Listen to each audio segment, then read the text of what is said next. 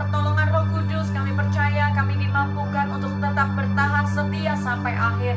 Sekalipun banyak tantangan pergumulan dalam hidup kami, dalam pelayanan kami Tuhan, tapi kami percaya Engkau Allah yang setia, yang selalu menolong kami, menopang kami, menguatkan dan meneguhkan kami.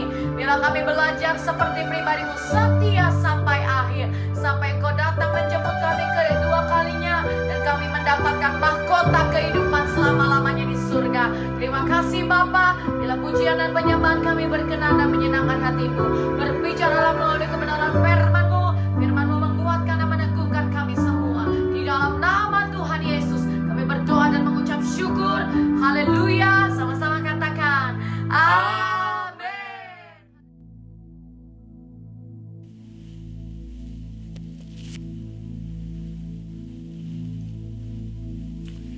Shalom semuanya. Tahun 2021 adalah tahun integritas, the year of integrity. Menurut Westminster Dictionary of Theological Terms, integritas adalah istilah teologis untuk menunjukkan kemurnian dan kejujuran sebagaimana manusia diciptakan dalam rupa dan gambar Allah. Setelah manusia jatuh ke dalam dosa, maka gambar dan rupa Allah itu menjadi rusak.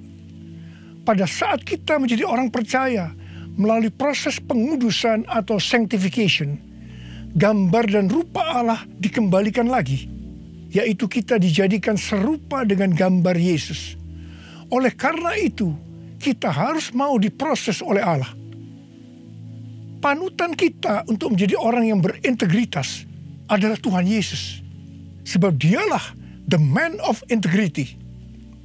Dalam Matius 22 ayat 16 dituliskan bahwa sekalipun ahli Taurat dan orang Farisi berniat menjerat Tuhan Yesus, ternyata tanpa disadari mereka justru mengakui integritas Tuhan Yesus dengan berkata, "Guru, kami tahu Engkau adalah seorang yang jujur dan dengan jujur mengajar jalan Allah, dan Engkau tidak takut kepada siapapun juga, sebab Engkau tidak mencari muka."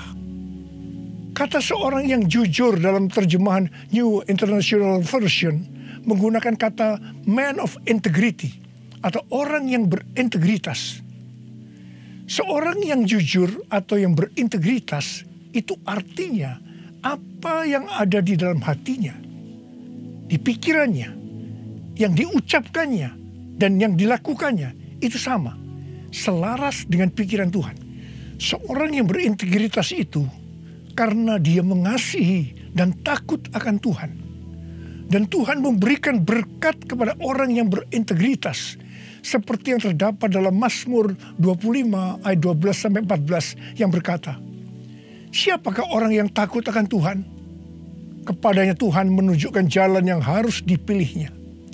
Orang itu sendiri akan menetap dalam kebahagiaan, dan anak cucunya akan mewarisi bumi. Tuhan bergaul karib dengan orang yang takut akan Dia, dan perjanjiannya diberitahukannya kepada mereka."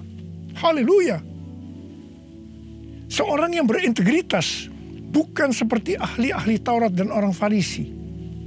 Dalam Matius 23 ayat 1 sampai dengan 36, Tuhan Yesus berkata bahwa ahli-ahli Taurat dan orang-orang Farisi telah menduduki kursi Musa.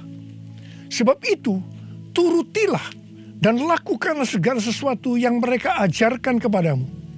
Tetapi janganlah kamu turuti perbuatan-perbuatan mereka, karena mereka mengajarkannya tetapi tidak melakukannya. Tuhan Yesus berkata bahwa ahli Taurat dan orang Farisi adalah orang yang munafik. Di sebelah luar mereka tampaknya benar di mata orang, tetapi di sebelah dalam mereka penuh kemunafikan dan kedurjanaan.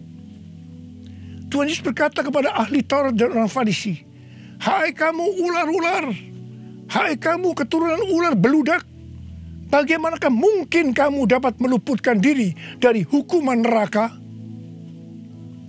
Saya juga akan mengingatkan kepada kita semua, terutama kepada para pengkhotbah, para guru, juga para pengajar. Kalau saudara mengajarkan kebenaran firman Tuhan, dan itu belum saudara lakukan, lebih baik dengan jujur diakui. Tahun 2021 menurut kalender Ibrani adalah tahun 5781 yang disebut juga sebagai tahun P Aleph yang artinya 81. P atau angka 80 menggambarkan sebuah mulut. Tuhan Yesus mengingatkan kita dalam Matius 12 ayat 36 dan 37. Tetapi aku berkata kepadamu, setiap kata sia-sia yang diucapkan orang harus dipertanggungjawabkannya pada hari penghakiman. Karena menurut ucapanmu engkau akan dibenarkan, dan menurut ucapanmu pula engkau akan dihukum. Salah satu arti dari kata sia-sia adalah berdusta. Kalau kita mengajarkan kebenaran tetapi tidak dilakukan, itu sama saja dengan berdusta. Amsal 6 ayat 16 dan 17 berkata bahwa dusta itu perkara yang dibenci Allah. Amsal 11 ayat 1 berkata, neraca serong adalah kekejian bagi Tuhan, tetapi ia berkenan akan batu timbangan yang tepat. Neraca serong bisa diartikan sebagai berdusta, dan itu merupakan kekejian bagi Tuhan. Dalam Yakobus 2 ayat 17 dikatakan bahwa iman tanpa perbuatan pada hakikatnya adalah mati. Jadi kalau kita percaya kebenaran firman Tuhan, kita perkatakan tetapi tidak dilakukan, pada hakikatnya mati. Dan itu dilakukan oleh orang yang tidak berintegritas. Karena itu, saya mengajak saudara agar kita semua menjadi orang yang berintegritas. Mazmur 15 ayat 1 berkata, Tuhan, siapakah yang boleh menumpang dalam kemahmu? Siapa yang boleh diam di gunungmu yang kudus? Salah satu syaratnya adalah seperti yang terdapat dalam Mazmur 15 ayat 4 bagian B, yang diperuntukkan bagi orang yang berpegang pada sumpah meskipun rugi. Seorang yang berintegritas akan tetap berpegang pada sumpah meskipun rugi. Seorang yang berintegritas biasanya oleh kebanyakan orang dunia dianggap sebagai orang yang bodoh, sok suci, sok jujur, sehingga mengalami banyak kerugian dalam tanda petik. Kebanyakan orang dunia meskipun sudah berjanji atau bersumpah, tetapi kalau mereka menderita kerugian, mereka akan berbalik dan dengan segala macam cara akan mencari jalan supaya tidak merugi. Jadi hati-hati. Jangan sampai saudara terpancing atau tergoda melakukan hal-hal yang seperti itu. Seorang yang berintegritas akan melakukan seperti yang Daud lakukan dalam Mazmur 26 ayat 1 sampai dengan 3 yang berkata, berilah keadilan kepadaku ya Tuhan, sebab aku telah hidup dalam ketulusan kepada Tuhan. Aku percaya dengan tidak ragu-ragu. Ujilah aku ya Tuhan, dan cobalah aku. Selidikilah batinku dan hatiku, sebab mataku tertuju kepada kasih setiamu, dan aku hidup dalam kebenaranmu. Daud bukan orang yang sempurna secara moral, tetapi Alkitab mencatat bahwa kehidupannya mencontohkan karakter yang dewasa, tulus dan jujur di hadapan Tuhan. Jadi Daud adalah orang yang berintegritas. Daud berani berkata kepada Tuhan, ujilah aku ya Tuhan, dan cobalah aku. Selidikilah batinku dan hatiku, sebab mataku tertuju pada kasih setiamu, dan aku hidup dalam kebenaranmu. Saya teringat di awal pelayanan saya, Tuhan memberikan kepada saya sebuah lagu tentang ujilah aku. Ujilah aku Tuhan, cobalah aku Tuhan, selidiki batinku dan hatiku, mataku tertuju padamu. Aku cinta padamu Tuhan, aku rindu hadiratmu Tuhan. Aku ingin selalu dekat padamu, menikmati kehadiran-Mu. Menyanyi Hosana bagi Rajaku yang duduk di tahta. Aku muliakan dan ku agungkan, Kau layak disembah, Kau layak disembah, Kau layak disembah.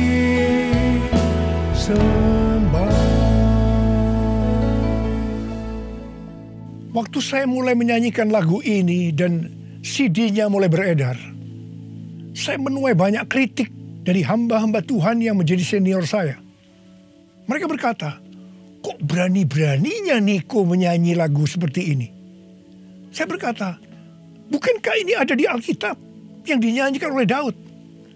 Tetapi mereka tetap tidak bisa menerimanya. Terus terang saya kaget. Saya tidak pernah berpikir bahwa beliau-beliau itu mempunyai pikiran yang seperti itu. Saya menyanyikan lagu ini dengan satu pengertian, bahwa saya siap diuji oleh Tuhan. Dan itu saya lakukan sejak awal pelayanan saya. Mungkin ada di antara saudara yang tidak berani menyanyikan lagu ini. Saya pernah mendengar orang yang berkata, itu kan Pak Niko yang berani.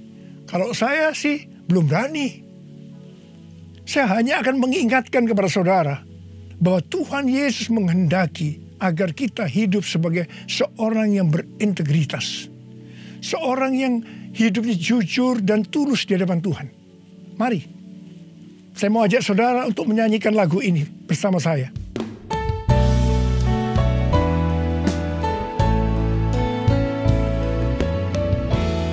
Ujilah aku Tuhan, cobalah aku Tuhan, selidiki batinku dan hatiku,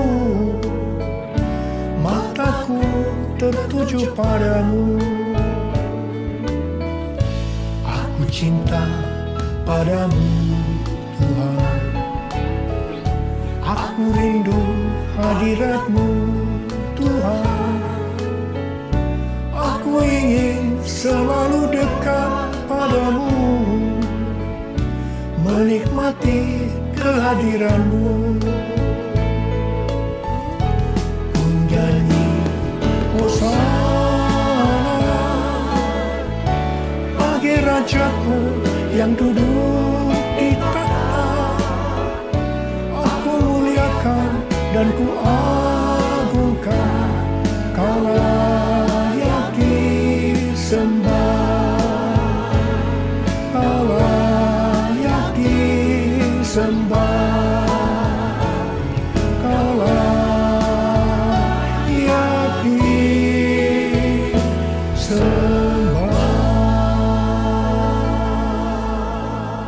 Seorang yang berintegritas adalah orang yang meyakini, memperkatakan dan melakukan iman Kristiani yang dia percayai.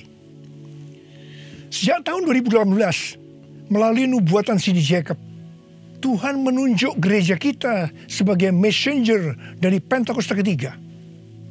Saya percaya kita ditunjuk oleh Tuhan menjadi messenger atau utusan Tuhan untuk Pentakosta ketiga karena kita adalah insan Pentakosta. Sebagai orang yang berintegritas, maka kita akan memperkatakan dan melakukan apa yang kita percayai, yaitu apa yang ada di dalam hati dan pikiran kita. Jadi kita akan berkata-kata dan melakukan sesuatu sebagai insan Pentakosta. Karena itu kita harus mengenal identitas sebagai insan Pentakosta. Dari zaman Azusa Street yang disebutkan sebagai Pentakosta kedua sampai dengan saat ini, bahwa kegerakan Pentakosta secara garis besarnya terdiri dari 3 grup besar. Yang pertama Pentakosta klasik, yang kedua karismatik, Dan yang ketiga, neo-harismatik. Jumlah total dari 3 grup ini menurut survei di tahun 2019 ada 698 juta orang, yang berarti sekitar 27% dari total kekristenan. Sinode Gereja Betel Indonesia atau GBI, di mana gereja kita termasuk di dalamnya, adalah grup Pentakosta klasik seperti yang terlihat dalam pengakuan iman GBI. Ciri khas dari Pentakosta klasik adalah doktrin baptisan Roh Kudus dengan 5 pilar teologi Pentakosta, yaitu yang pertama keselamatan, yang kedua kekudusan, yang ketiga baptisan Roh Kudus, yang keempat kesembuhan ilahi, dan yang kelima kedatangan Tuhan Yesus untuk kali yang kedua dengan segera. Sejak sebelum dunia ini dijadikan, Allah berinisiatif menyediakan keselamatan bagi semua orang. Allah memanggil kita kepada keselamatan melalui Injil, dan kita menerima kasih karunia-Nya secara gratis melalui respon iman kita.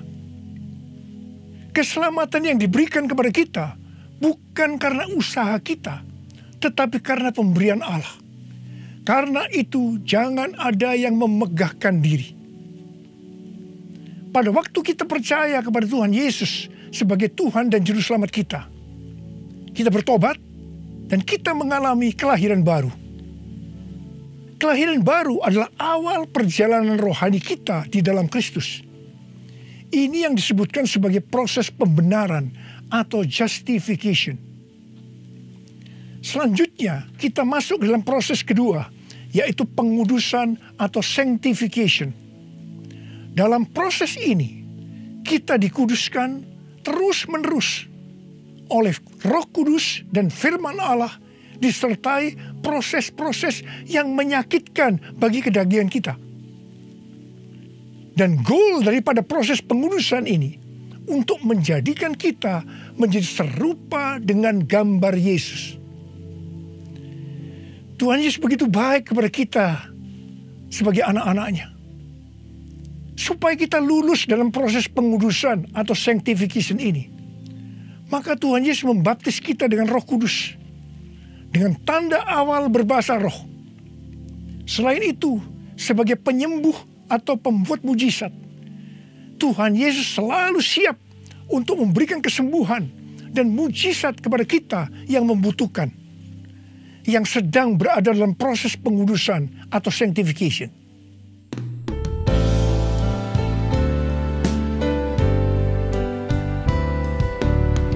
Kaulah Tuhan penyembuhku, Kaulah Tuhan penyembuh. Kau berfirman dan sembuhkanku, Kaulah Tuhan penyembuh. Kaulah Tuhan penyembuhku, Kaulah Tuhan penyembuh. Kau berfirman dan sembuhkanku, Kaulah Tuhan penyembuh. Proses terakhir dari proses keselamatan ini adalah proses glorification atau proses pemuliaan, di mana orang-orang yang menjadi serupa dengan gambar Yesus yang akan ikut dalam pengangkatan pada waktu Tuhan Yesus datang yang kedua kalinya di awan-awan. Kita percaya kedatangan Tuhan Yesus secara tiba-tiba dan dengan segera. Kita diingatkan melalui Filipi 2 ayat 12 dan 13 yang pada prinsipnya berkata, kerjakanlah keselamatanmu dengan takut dan gentar, karena Allah lah yang mengerjakan di dalam kamu baik kemauan maupun pekerjaan menurut kerelaannya. Baptisan Roh Kudus adalah bagian yang paling penting dari 5 pilar teologi Pentakosta, yang sekaligus menjadi bagian sentral dari seluruh pengajaran insan Pentakosta. Kita percaya bahwa setiap orang percaya yang telah disucikan hatinya dapat mengalami baptisan Roh Kudus dengan tanda awal berbahasa roh. Tujuan dari baptisan Roh Kudus ini adalah agar pengurapan di dalam pelayanan lebih maksimal. Karena baptisan Roh Kudus ini memiliki dua fungsi, yaitu supaya kita lebih intim dengan Tuhan Yesus dan akan memberikan kuasa untuk menyelesaikan amanat agung. Dalam Matius 12 ayat 31 dan 32, Tuhan Yesus berkata, "Sebab itu aku berkata kepadamu, segala dosa dan hujat manusia akan diampuni. Tetapi hujat terhadap Roh Kudus tidak akan diampuni. Apabila seorang mengucapkan sesuatu menentang anak manusia, ia akan diampuni. Tetapi jika ia menentang Roh Kudus, ia tidak akan diampuni. Di dunia ini tidak, dan di dunia yang akan datang pun tidak." Menentang dan menghujat Roh Kudus di sini juga bisa berarti menentang dan menghujat bahasa roh. Jadi kalau ada yang tidak percaya dengan bahasa roh, jangan menghujat, jangan menentang. Lebih baik banyak berdoa. Sekarang ada orang yang membuat bahasa roh sebagai bahan lelucon, supaya orang tertawa. Saya hanya akan mengingatkan kepada saudara yang melakukan seperti ini, supaya saudara bertobat dan minta ampun kepada Tuhan. Roh Kudus yang dicurahkan di kamar loteng Yerusalem 2000 tahun yang lalu, itu adalah untuk memberikan kuasa untuk melakukan amanat agung. Ini disebutkan sebagai Pentakosta pertama. Pentakosta pertama ini dahsyat, sebab dalam kurun waktu 100 tahun, 70% dari dunia yang dikenal waktu itu, yaitu yang berada di bawah kekaisaran Romawi, menjadi Kristen. Pertanyaannya, apakah amanat agung sudah selesai? Jawabannya, belum. Karena itu pada tahun 1906, kembali Roh Kudus dicurahkan di Azusa Street yang disebutkan sebagai Pentakosta kedua. Pentakosta kedua ini dahsyat, sebab menurut Gordon Conwell Theological Seminary, bahwa 77,9% dari kekristenan yang ada pada saat ini dimulai dari awal abad 20, yang berarti ini dimulai dari peristiwa pencurahan Roh Kudus di Azusa Street atau Pentakosta kedua. Pertanyaannya, apakah amanat agung sudah selesai? Jawabannya, belum. Karena itu, hari-hari ini Roh Kudus yang jauh lebih dahsyat dibanding dengan Azusa Street sudah dicurahkan. Dan ini yang disebut dengan Pentakosta ketiga. Dan saya percaya dengan Pentakosta ketiga ini, amanat agung akan selesai dan Tuhan Yesus akan datang kembali. Mari, saudara yang rindu dipakai oleh Tuhan untuk menyelesaikan amanat agung, kita sama-sama berkata kepada Tuhan, "Curahkan Roh Kudus-Mu ya Tuhan, api Pentakosta ketiga, supaya kami menyelesaikan amanat agung Tuhan Yesus. Maranatha, datanglah segera ya Tuhan." Mari, saudara yang rindu dipakai oleh Tuhan untuk menyelesaikan amanat agung, kita sama-sama berkata kepada Tuhan, "Curahkan Roh Kudus-Mu ya Tuhan, api Pentakosta ketiga, supaya kami menyelesaikan amanat agung Tuhan Yesus. Maranatha, datanglah segera ya Tuhan Yesus." Curahkanlah kuasa-Mu Tuhan, mujizat terjadi di tempat ini. Curahkanlah kuasa-Mu Tuhan, mujizat terjadi sekarang ini. Biarlah ini menjadi doa kita, saudara. Kita nyanyikan sama-sama. Curahkanlah kuasa-Mu Tuhan, mujizat terjadi di tempat ini. Curahkanlah kuasa-Mu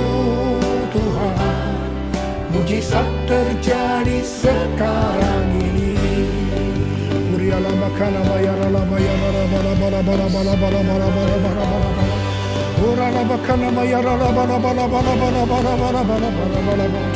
ya Tuhan, curahkan roh-Mu ya Tuhan, penuhi anak-anak-Mu dengan roh-Mu, penuhi mereka ya Tuhan, berikan kami kuasa untuk menyelesaikan amanat agung Tuhan Yesus. Terima. Oh,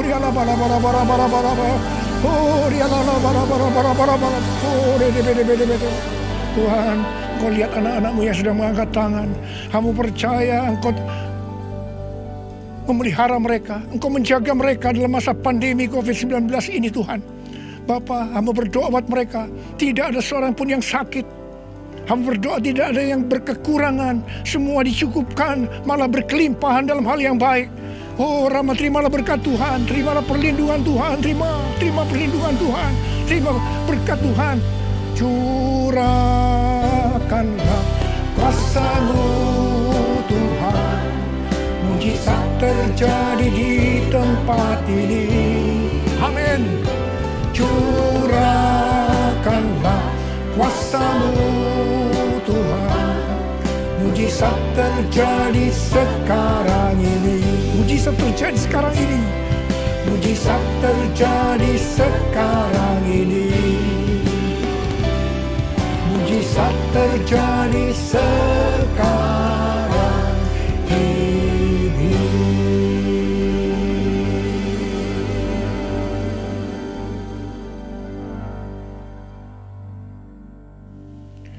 Mari saudara-saudara, kita akan masuk dalam perjamuan kudus.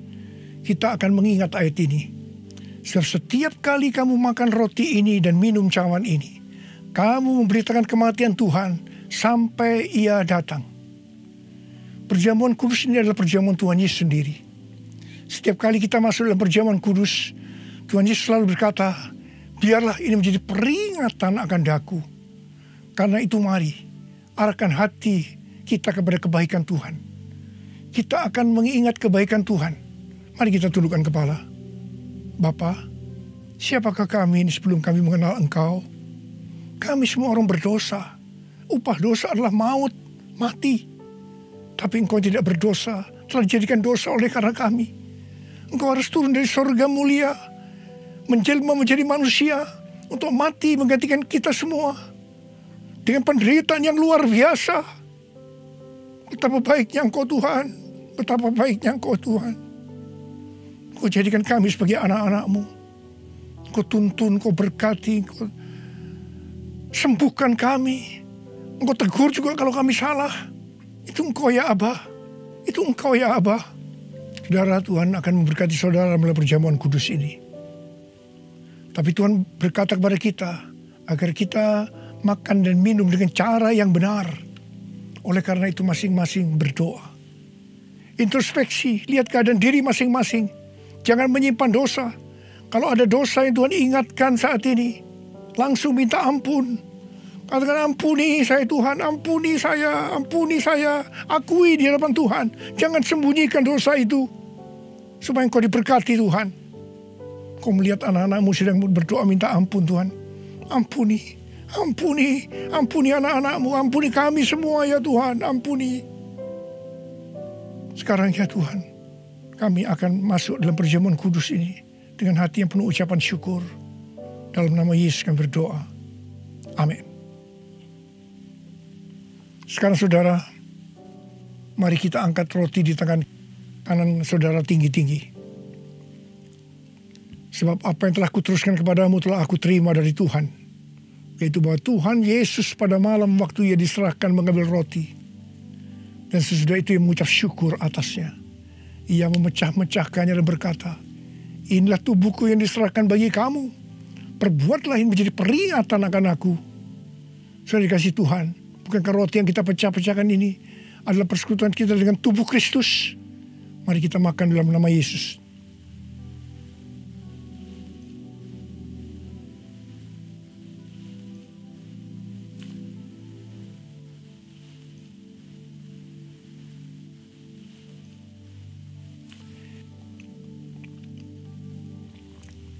Sekarang angkat cawan di tangan kanan saudara tinggi-tinggi. Demikian juga yang mengambil cawan sesudah makan lalu berkata, cawan ini adalah perjanjian baru yang dimeteraikan oleh darahku. Perbuatlah ini setiap kali kamu meminumnya menjadi peringatan akan aku. Sudah dikasih Tuhan, bukankah cawan pengucapan syukur yang atasnya kita ucapkan syukur adalah persekutuan kita dengan darah Yesus? Mari kita minum dalam nama Yesus.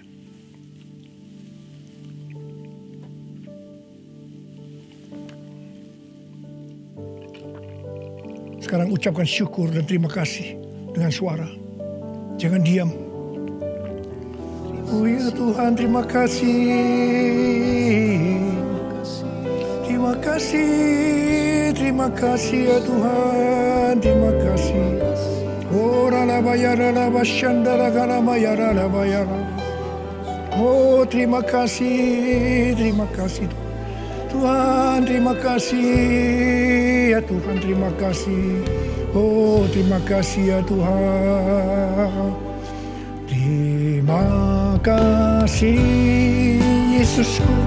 Terima kasih Yesusku, puji syukur hanya bagi Tuhanku. Terima kasih Yesusku, terima kasih Yesusku, puji syukur hanya bagi Tuhanku. Terima kasih Yesusku, terima kasih Yesusku, puji syukur hanya bagi Tuhanku. Terima kasih Yesusku, terima kasih Yesusku, puji syukur hanya bagi Tuhanku. Puji syukur hanya bagi Tuhanku, puji syukur hanya bagi Tuhanku.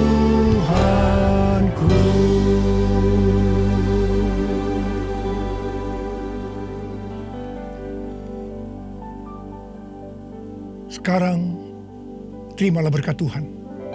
Kasih karunia yang berlimpah-limpah daripada Allah Bapa dalam Anak yang tunggal Yesus Kristus. Persekutuan yang manis dengan Roh Kudus menyertai saudara sekalian mulai hari ini sampai Tuhan Yesus datang menjemput kita di awan-awan dan bahkan sampai selama-lamanya. Yang percaya bersama-sama katakan amin.